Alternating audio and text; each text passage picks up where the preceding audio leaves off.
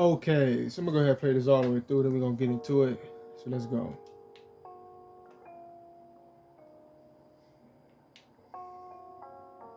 Alright, switch it. Alright, continue.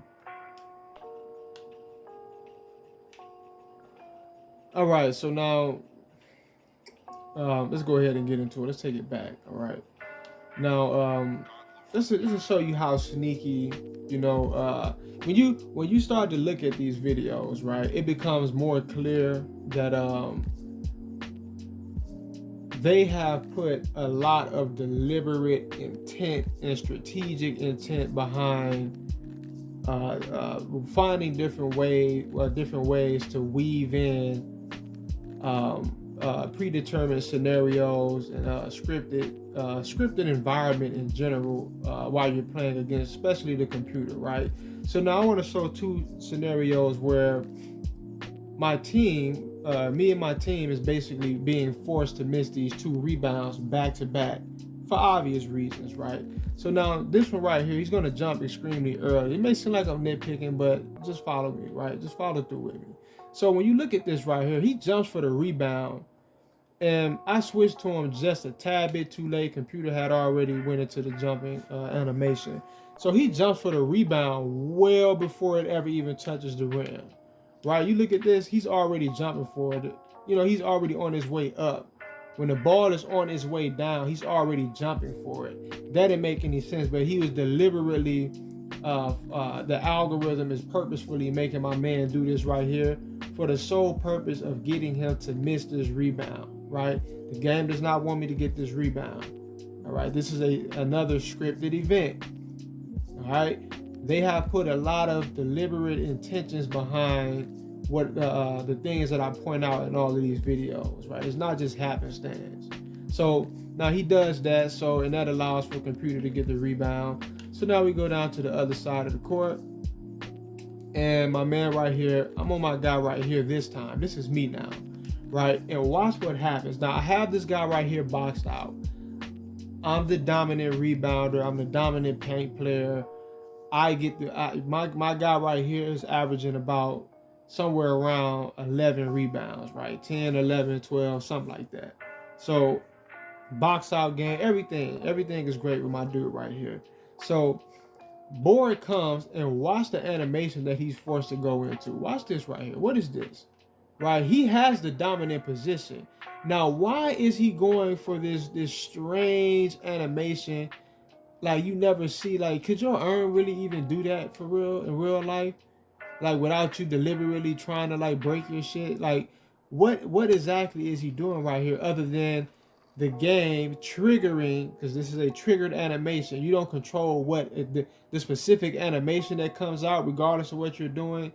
You don't control it. The game decides when, what animation is going to appear, right? So you could jump for a rebound. He could go into any type of jumping animation.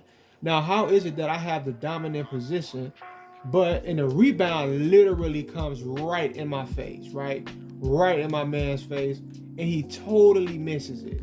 Bigger player, greater rebounder, heavier, taller, stronger, more dominant, right? And the guy behind him, the smaller man behind him, the worse rebounder behind him, gets the board, but he does not. He totally misses it, and it comes right over him, right? But they force me into this back leaning. When you look at it, it's like, how much more obvious could it be that this man just deliberately missed his rebound? Like, that's some very rigged nonsense right there, right? That's extremely rigged. Now, I play these videos all the way through just to show how, for the most part, if you're just in the midst of playing the game, this stuff goes over your head, the things that I break down. So the average player, they praise 2K. They praise this game series. I'm not saying, you know what, I am saying it's horrible. It has this fun factor to it. It's basketball, right? That's why we play it. Even though it does what it does, that's the reason why we play it. It's the best thing that we got when it comes down to basketball, even though that, is basically horrible, but they don't really have to fix it because they basically have a monopoly on the basketball genre. Live I mean, come on now. Like, come on now. But they don't have to fix this, right?